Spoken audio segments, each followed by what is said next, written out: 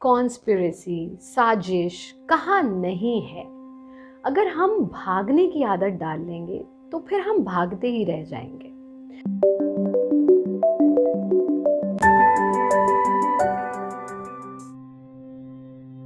एक कहानी आपको यहाँ पर शायद इस परिस्थिति से निकालने में सहयोग करे। कहानी है एक गरीब गांव वाले की, जिसने अपनी ज़रूरतों को पूरी करने के लिए एक अमीर ज़मींदार से, जो काफ़ी उम्र में बड़ा था, उससे कुछ पैसे उधार लिए। और वो जीवन भर प्रयास करता रहा, लेकिन अपने उस उधार लिए हुए पैसों को चुका नहीं पाया। जब चुका नहीं पाया तो वो बहुत परेशान था, क्योंकि ज़मींदार उसे बहुत परेशान करने लगा। ज़मींदार ने एक दिन उसकी बेटी को देखा, जो कि बहुत खूबसूरत थी, और वो बूढ़ा ज़मींदार उसकी नौजवान बच्ची से विवाह करने को लालायित हो उठा। और उसने ये एक ऑप्शन गरीब गांव वाले को दिया कि तुम यदि चाहो तो मैं तुम्हारा सारा पैसा माफ़ कर सकता हूँ, लेकिन उसके लिए तुम्हें अपनी बेटी का हाथ मेरे हाथ में देना पड़ेगा, उसका विवाह मुझसे करना पड़ेगा। अब ये सुनकर वो बहुत परेशान हुआ और उसने कहा कि देखिए, ये तो गलत बात है, ये है वो है, अपनी दुख उससे साझा किया, परेशानी साझा की। लेकिन अब उस ज़मींदार को ये भी लगा कि अगर मैं इसकी बेटी से सिर्फ उधार वाली बात पर शादी कर लूँगा तो गांव वाले भी मेरे अगेंस्ट हो सकते हैं। तो उसने एक कंडीशन रखी।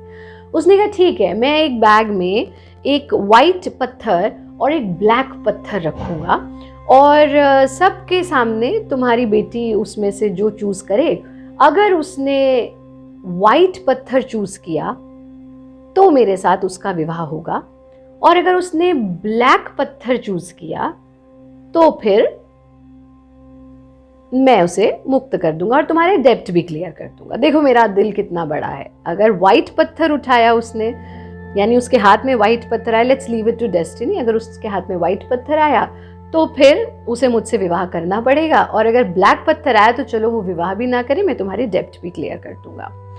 अब ये प्रश्न सुनकर बेटी और पिता दोनों ही बहुत ज़्यादा टेंशन में आ गए, परेशानी में आ गए। फिर वो दिन आया और उसने वहाँ पत्थर पड़े थे, उसमें से 2 पत्थर उठा करके बैग में रखे, लेकिन बेटी की आंखें बहुत तेज़ थी। उसने देखा कि ज़मींदार ने दोनों सफ़ेद पत्थर उठा करके उस बैग के अंदर डाले। अब ये कॉन्स्पिरेसी है, ये साजिश है। उसने दोनों सफ़ेद पत्थर डाले कि वो लड़की क्या करेगी, वो जो उठाएगी तो सफ़ेद ही उसके हाथ में आएगा और मेरा विवाह उससे हो जाएगा। ये सुन करके, ये देख लिया जब लड़की ने, तो वो अब दुविधा में है। वो स्थिति हम सब की है कि अब ये कॉन्स्पिरेसी हो रही है, तो हमारे पास एक ऑप्शन है कि हम भाग जाएं, यानी मैं कोई सा भी ना उठाऊं। पर क्या वो मेरे पिता की समस्या को दूर करेगी? वो स्थिति नहीं। दूसरी मेरे पास ये ऑप्शन है कि मैं उस व्यक्ति को एक्सपोज कर दूं। हम सबके पास जब भी कोई कॉन्स्पिरेसी होती है, हम सबके पास ये ऑप्शन होता है कि चलो उसे एक्सपोज कर दे जो कॉन्स्पिरेसी कर रहा है। पर क्या उसे एक्सपोज करना हमारी कठिनाई, हमारी परेशानी को और नहीं बढ़ा देगा? ऐसा उस लड़की ने सोचा कि फिर तो ये मुझे और मेरे पिता के अगेंस्ट कुछ भी कर सकता है। तो वो गई चुपचाप और उसने तीसरा ऑप्शन वो अपनाया, यानी उसने अपनी बुद्धि लगाई।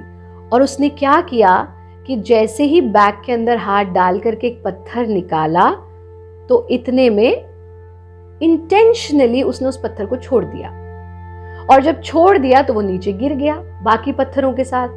सारे गांव वाले हैरान कि अरे ये क्या कर दिया, अब क्या होगा? तो बोली ओहो, गलती से मेरे हाथ से स्लिप हो गया। अब ऐसा करते हैं, अब ये तो पता नहीं बाकी पत्थरों में गिर गया, ये कौन से रंग का था। ऐसा करते ये देख लेते कि उसके अंदर कौन सा रह गया है।